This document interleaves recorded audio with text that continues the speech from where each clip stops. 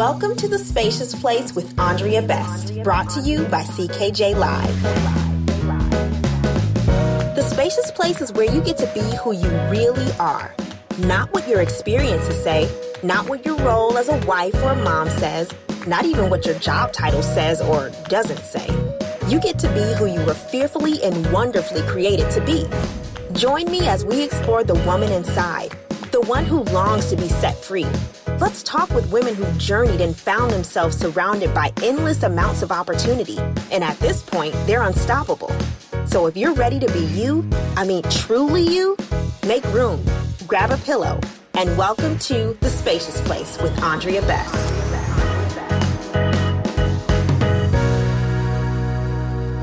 Welcome, welcome, welcome, ladies, to The Spacious Place with Andrea Best. We are almost at the end of season 1. I am kind of in shock that we have flown through season 1 this quickly, but it's been an amazing season, and I'm excited about this episode in particular. Now, lately, I have been trying to be at least super intentional about just making sure that I am mentally healthy, especially because there's so much going on around me. I feel like this has been the year that everything kind of just is exposed. So, I've been going to therapy for a phobia. I've been healing from our miscarriage. We're in the midst of this pandemic. There's just been a lot of loss around us. So today I'm extremely thankful to have my special guest on with me. I've known her for basically my whole life. There's a video somewhere in my parents' basement of her and my cousins and my sisters dancing to a 90s hit, and 2-year-old me is just crying, want to be a part of the group. So yeah, she is like family. She's an attorney, author, and licensed graduate professional counselor. She's the founder and therapist at Refocus Together Counseling Services. She holds a master's degree in mental health counseling from Capital Seminary. She works with individuals and couples, and her focuses are trauma, stress, depression, grief, anxiety, and relationship challenges. Ladies, I'd like to welcome Ebony Griffin to The Spacious Place. Welcome, welcome. Oh, thank you. The introduction just made me feel real old, actually. Well, that was not my intention, but okay. I have been knowing you since you were in diapers, so I'm like, oh, wow.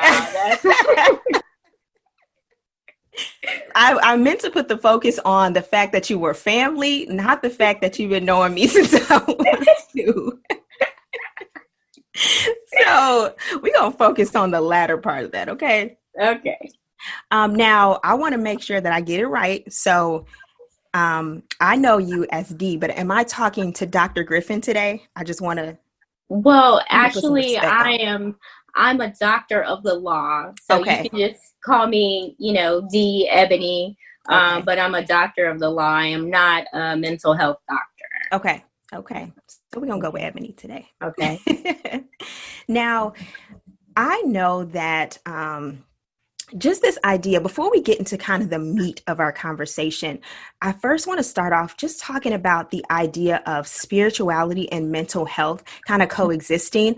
I know for a while, this has been kind of taboo, just to talk about spirituality and mental health and the fact that you can live with both of them. Can you just speak to that for me? Sure. I think for the longest time, just with the spiritual community, specifically for Christians, it was kind of a stigma with everyone, but within the Christian church. Mm-hmm. So, if you had mental illness, of course, there was a lot of shame that came individually with that. There was a lot of shame that came from the family aspect of that, wanting to kind of put the person away or kind of isolate the person. And a part of it is that the idea of if you have a imbalance mentally, that you were not strong and you were weak. Mm-hmm. And I think that goes to the myths of, mental illness. And that's one of those things that we're trying to eradicate, basically letting individuals know that if you are suffering from a mental illness or challenge, this is more about a chemical imbalance. This is more about genetic issues and environmental issues, and sometimes social and economic issues. Right. It is less about if you're weak. There's no Right. weakness here. I know. So, That's a lot of what I experienced when I decided to go to therapy as well. Just do I have a lack of faith because I'm deciding to see a therapist? Like, am I not trusting in God? But as I started to go to these therapy sessions, and she's also a Christian therapist, we talk about the Holy Spirit. We're led, and it's just, it's creating an environment that I feel comfortable in, knowing that God is even at the center of these sessions. Yeah.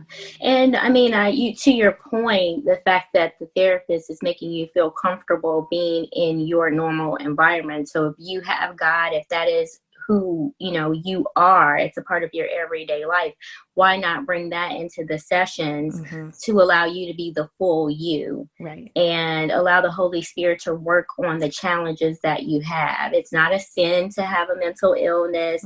It's not something that you can pray away. Right. Clearly, some things can be reduced, if you pray, but some things, when we think about someone like Paul saying, like, I prayed 3 times, I just prayed constantly for this to be removed. And it wasn't. Now, we don't know exactly what that was, but let's just say it was a mental challenge. Some things just won't go away just with prayer or prayer and fasting. And it may take a little bit more. It may take therapy. It may also take medication. And that's something that people really, really, especially Christians, that we kind of hide or stray away from. And hopefully, as we continue on in life on this journey of like mental health awareness, we could actually bring not only light to this, but also make people feel comfortable just talking about mental health and getting the services that they need. Right. Yeah, that I completely agree. Now, recently you actually wrote a book, which I absolutely love. I've read through it a lot of different times, but it's called Prayer Care, 7 Stressless Prayers During the COVID-19 Crisis. And I think this is just absolutely necessary for right now. Now, where did you find yourself in the midst of the pandemic that kind of led you to the book? To write the book? Oh boy. So I went through a lot of stages. I'm, in the DC area, and I'm basically here by myself. And so when all of this was happening, it just seemed like it was happening so fast. So I was going through like a survival mode, in a sense of like, okay, let me make sure I have all the food I need, what's going to happen and around me. I know people were running out of tissue, but that was the least of my concerns. I was in total survival mode, making sure family, friends, are you okay? Do you need something? Is there some, checking on everyone. And then, shortly after that, I basically went to a point where I'm like in fear because I started coughing and I was having like chest pains. And so I'm like, okay, the more and more I learn about this virus, it's a possibility I might have contracted it. Yeah. So trying to reach out to my doctors. And of course, during that time, it was like pandemonium. Just being able to, find out if there was testing. Do you come in? Because things were shut down at that time. So there was a lot of fear there.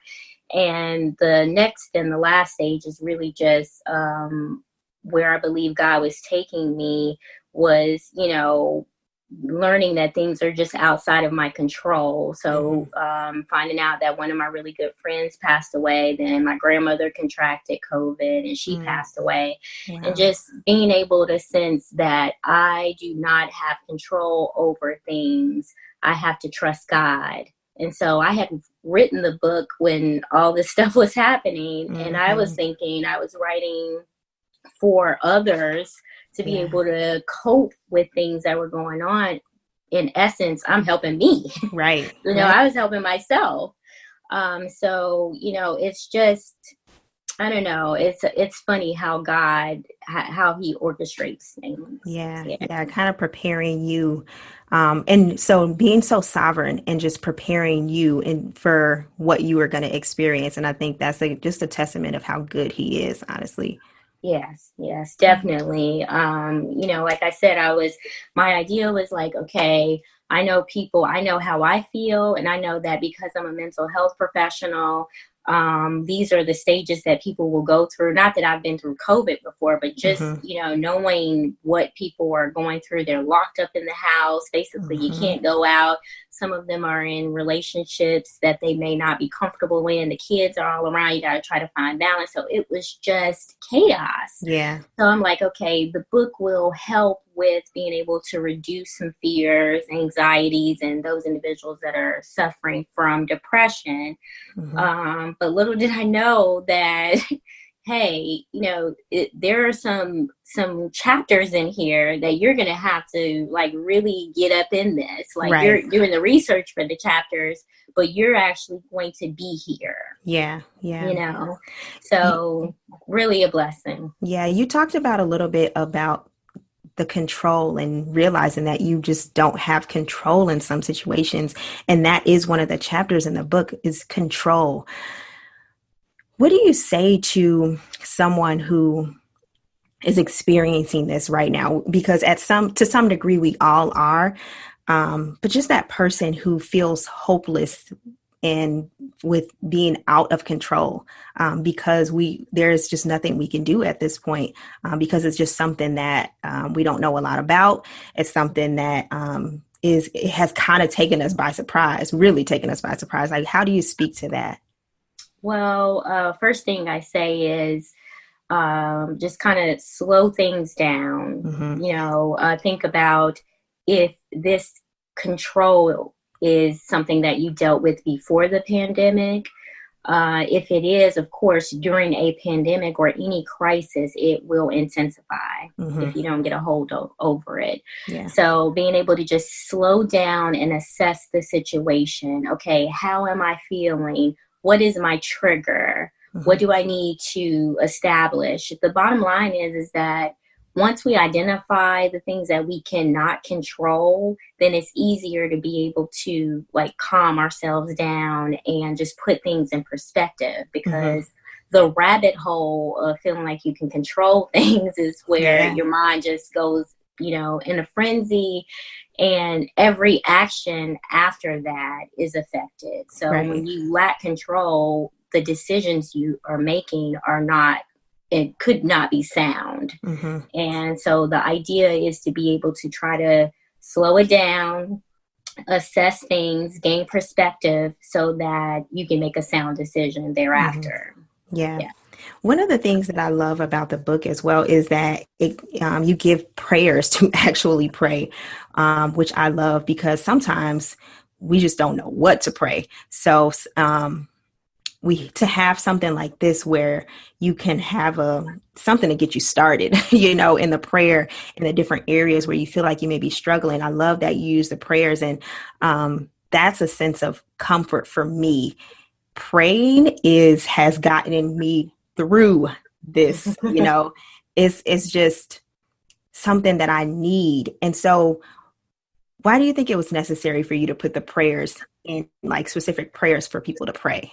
Well, so the thing is that as my time as a therapist, but also just living, being who I am in my walk as a Christian, I realized that a lot of us are just kind of like floating through life. Like we Yeah. know God, we know of Him, but there Hmm. is not that like intense relationship where we could actually call ourselves friend and like get Right. real intimate with Him and just let Him know like, hey, I feel down today, or I feel Hmm. lonely today.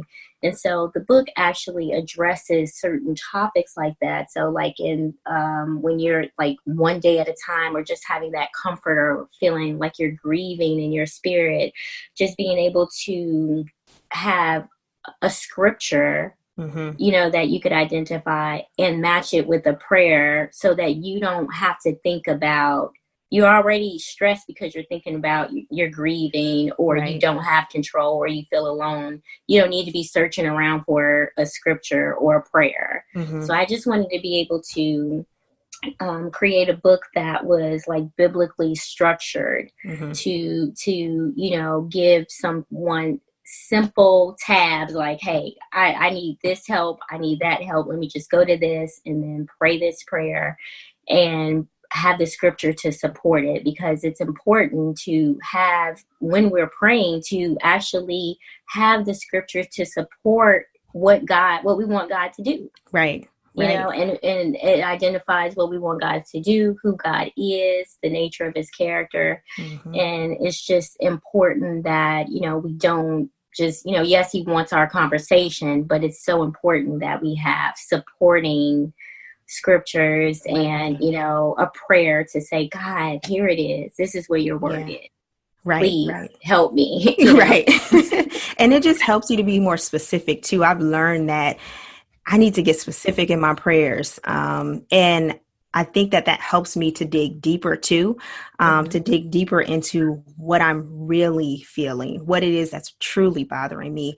And so like you section them out, you have a prayer for each section.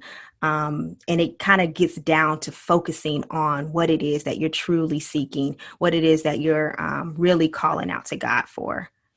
Yes, yeah. Like you said, being specific, not putting individuals in a situation where they have to search around and think like, what am I feeling? Mm-hmm. So if you read the little story ahead, the brief story that I give, Mm-hmm. and that you identify with that, then I wanted to be able to allow God to meet your need through the scripture, Right, and through the prayer. And, that was very, very important for me. Now, of course, people who are a little bit more seasoned in their walk, mm-hmm. they could add prayers that they know would, fit that as well, or just adding things would be helpful, specific to their family situation, specific to, what their needs are. But for the individual that may not be as seasoned and might just be like starting their walk, Mm-hmm. I just wanted it to be very brief, Mm-hmm. but specific, like you outlined, just detailed, and being able to kind of like hit the needs of that person right then and there. Right. I know one thing that we kind of touched on when we were texting about you actually being on the show was people are struggling with coping with what's going on. And that's a section that you have in the book. It talks about the stressless coping acts. Can you just talk about a few of those and kind of where you pulled those from? Okay. Well, a part of actually where I pull like the idea of stress less, you initially, when you introduced me, you said the Stress Less Lawyer. I do run an organization that I've done since 2014, 2015, called the Stress Less Lawyer. And I basically went through a time where I didn't have a job. So I was down and out. Mm-hmm. I was depressed. And so I'm thinking like, well, attorneys are actually in a position where they are, dealing with a lot of things, Mm-hmm. work-wise, but they're really going through as a profession. Mm-hmm. So I created the Stressless Lawyer to be able to, help with that. Yeah. So that's the aspect of like stress less. Mm-hmm. But I talked to them about stress, anxiety, depression, and other mental illnesses. Mm-hmm. So a lot of the information that I have in the book are things that I actually minister to others within that organization. Mm-hmm. I work with clients at Refocus Together in my therapy practice, Mm-hmm. just doing basic coping, because I realized that when we're younger, we're taught so many things, clean up your room, make sure you get good grades, Mm-hmm. be kind. But it is very rare that we are, taught by our parents how to cope with things. Yeah. Yeah. And, and it's not a hit on parents, but it's just sometimes that's not really an issue because nobody sat them down and talked to them how to, on how to cope. So it just seems like, well, you'll get it, you'll be able to kind of go through life with all the punches of life and just kind of rise up. Yeah. But sometimes it's not as easy. And so the coping mechanisms are things that I talk about regularly to just get people to a point where if they're at a barrier in their life, that they're like, I can get up. It might be difficult, but I can do this. I can keep moving. I can go from one step to the next. I can take one day at a time and get there. Yeah. So, that's basically what I wanted to do in regards to, creating those stressless coping mechanisms. Yeah. And I think that is so important, what you said about we just don't learn how to cope. And as a mom, it just makes me think about being intentional with my kids. Now, this is kind of like off. I'm kind of using you as my therapist right now. So, so what does that conversation look like with your kids or even with family members about, okay, I never learned how to cope, but I want to help you. What does that conversation look like with my kids or even with my husband? Yeah, well, what it looks like is you actually saw behavior that was not becoming, and you can tell that the person didn't cope well with it. So, for kids and, well, even with a spouse, I think it would be easier to see you two have a disagreement. It's something really, really simple. But either you or him pouted off, got upset, and just kind of like walked away, slammed the door, whatever. Kids do it too. They want candy or ice cream, and you tell them no, and then they just start tantrum, or go to slam things, throw things down. Okay, that's like a sign of not being able to cope.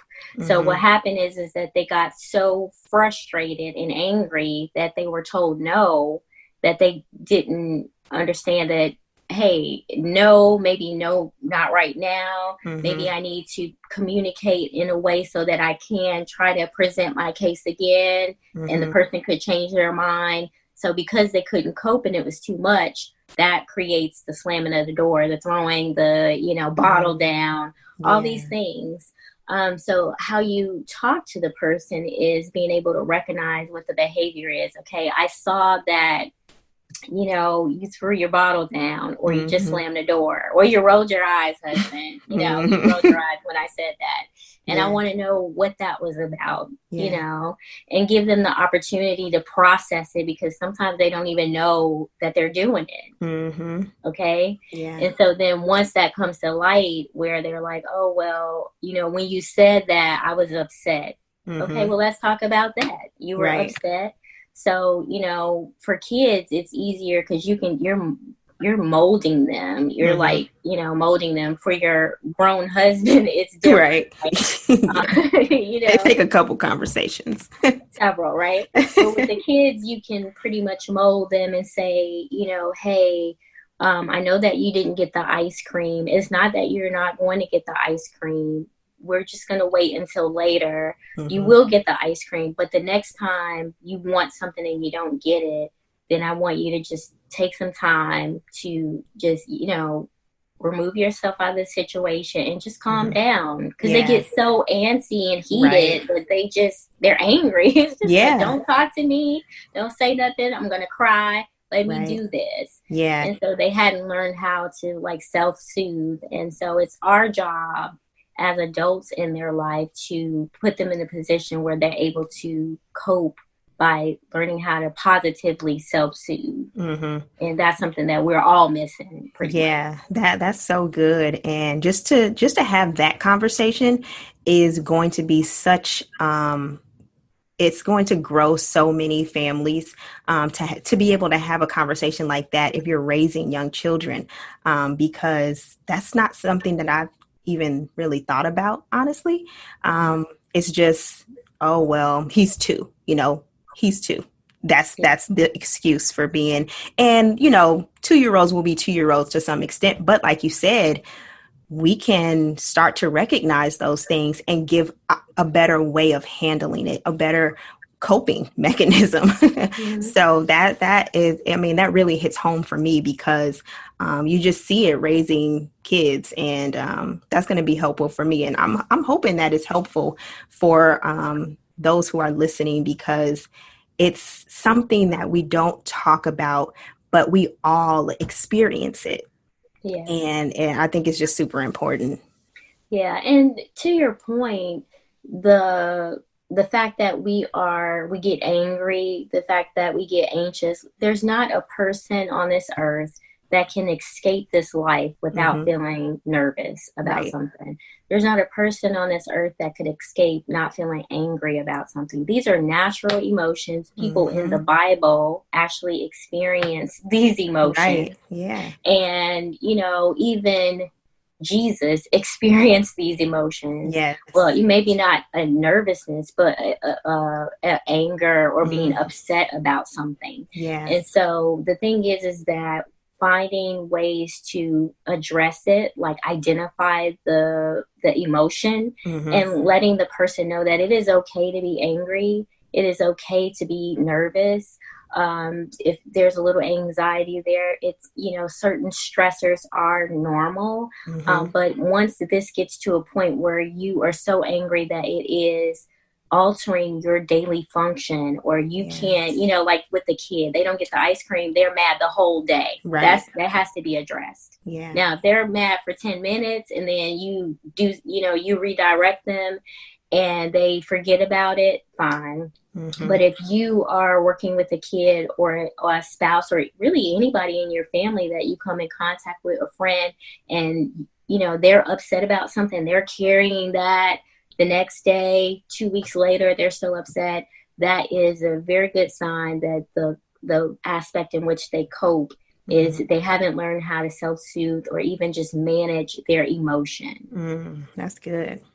Come on. Okay. Now so I know in different states, they're kind of going back to the quarantine. Now, I know here in Illinois, we've kind of been in like phase 4 where things are opening up. There's talks about schools going back. Now, I don't know how it is in DC, but as we kind of transition out of quarantine, what should people be doing to make sure that they are being intentional about their mental health? Okay, that's a really good question. I think that I'm going to kind of separate it for everybody, and then I'm going to identify like 2 things that, like, if a person knows that they are dealing with mental health challenges. Okay. So for all of us, I think we need to identify the things that we have control over and things that we can not control. And like I said, being able to like slow things down, that's going to help with the control, but that's also going to help with being able to like relax, get some rest, because, sleep is like a big issue. People are having nightmares. There is the fear of them catching COVID. Some people don't have a fear about it at all, but just how, the anxiety of what's going on racially. So there's so much tension there. So just slowing things down and, backing it up a little bit to put ourselves in a position where we can relax. Another thing is being able to talk out our emotions. So if there is some angst or nervousness or fear or just some uncomfortableness or just not sure exactly what the emotion is, having a go-to person or support system that you can depend on is amazing. So it's great if you tap into your resources and you have a therapist. That's a wonderful thing. But just being able to have like a best friend or, someone that is a writer, in a sense where there's no judgment. They could just listen to you for hours, not know what you're saying, and they love you anyway. Right. They're like, okay. Right. I'm here with you, sis. Right. I got you, So we need that. And going to that is the aspect of relationship. The reason why people were in such a funk during the time of COVID was because of all the fears that were coming up and isolation. So you were like, your little family, if you had a family, is like in this bubble. You're isolated, can't see the grandparents, can't see the cousins, can't see everything that you were used to. Your norm is different. Yeah. And what we need when we're going through any crisis is relationship. So I love that people were being creative about Zoom family calls, and they were, doing drive-bys where we just gonna stay in the car and we're gonna honk our horn. Right. I just love the creativity that came out of that. So my hope is that, post-COVID, when doing these times of COVID, that we continue that by being relational. Also avoiding like TV and the news. If you know that like being on Facebook is too much for you, because that's a sure place, social media is a sure place where they will dig and dig and dig on an issue. Same thing with like the news sources. If one thing happens, they'll dig and dig and dig. If it's too much, you have to know yourself enough to know, hey, this is too much. I'm feeling fear. I'm feeling nervousness. I'm feeling angry. I'm feeling tension. I can't sleep. Yeah. You have to know that and back away. Yeah. Setting boundaries. Set your boundaries. Exactly. Set those boundaries, back away, and then come in every now and again. Maybe you are the type of person that for now during this time, you can only do about 30 minutes of social media, maybe 30 minutes in the morning, 30 minutes at night, but you may not be there where you could sit up and do that all day like you used to, because this isn't that time. Okay? Right. Likewise with like exercising. I noticed that a lot of people are not mobile. Now, some people are saying they gained so much weight. I just baked a cake before you and I talked. I lost weight. I've been baking every week, but it's how I do my self-care. Yeah. And, I make a little loaf or a small batch of cookies. But I am doing something in the kitchen. I got the gardening thing going. I'm getting out there, in the yard. I'm not out and about. I don't eat out. So I got parameters in regards to making sure that I stay safe. But I'm making sure that I get that outside, because I need to be like one with nature in order to sense like, okay, God, talk to me. Right. I would rather be here, or I'm supposed to be on this trip or that trip. Help me to actually get the good out of this. Because in every negative that happens, we know that God can bring about some good. Yeah. Yeah. And the last thing is just being able to keep your resources handy. So if you have mental illness, I think it's very important to like have your resources. Make sure that you have those handy numbers. In the book, I put, information about the suicide hotline, domestic violence hotline, substance abuse hotline, sexual assault. All of these things were increased during the time where we were all in quarantine. Yeah.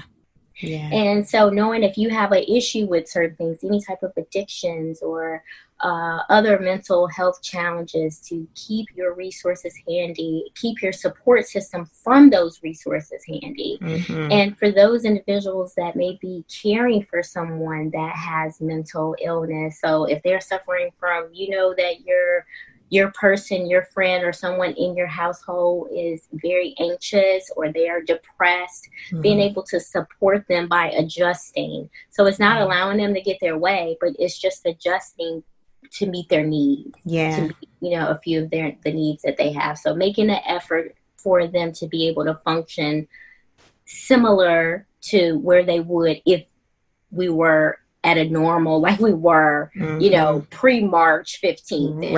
Right. Yeah. So I like to think of things like pre-COVID and post-COVID, because that's basically where we are. It's going to be a while before we have the freedom of going to a party and just letting loose and, not thinking about where's my mask and all that stuff. But we still have to be able to have that relationship, get out and like stand together in some way without touching. Being able to follow, the guidelines, making sure that we're safe. But yeah. we talked about kind of post COVID. Now, I know for a while things will look differently, and they kind of may look differently from here on. How do we adjust mentally to things like not ever being the same? You know? It's really hard. I'm not going to lie to you. It's really hard. It's one of the things that I talk a lot to my clients about because there's so much grief from all of us about these things that we miss. Right. So we like missed graduations and missed travel and miss, this or that. And, just being able to recognize that this is a new time. We are going to miss certain things. It's unfortunate that you won't have the epic birthday that you planned. Yeah. But at the end of the day, this is about your walk with God and what you can get out of like this. Yeah. So, it looks different, but God is doing a different thing during this time. Yes, so I've been hearing that God is doing a new thing. That's all all I've been hearing lately from him. Yeah, so it's real. Like it's a real thing, and things are going to look different from this point on, like you said. And just the trust factor. The thing about COVID is that you can't see it. You can't see it. By the time it happened, you're coughing. Yep. And so you definitely don't want that. And so that changes a lot of things, puts things in perspective. Like, do I want that fun that I used to have, or do I want to be safe? Yeah. And a lot of people don't like to think about it in that way. Yeah. Because at the end of the day, we've been living our life, just living like our best life. That was right. Yeah. thing. And so you can live your best life now, but it has to be different, and you have to be creative in regards to how you do it. Yeah. And this is a time where right now we have to do it under the auspices of what God directs. Yes. Because there are other things that could be down the pike. So, a lot of people lost their jobs during this time. So you can't, it's no celebration for some people. Right. Exactly. So things look different for them, and so all these different layers are happening. Yes. And being able to say, okay, God, I don't understand it. I don't even like it, but I trust you.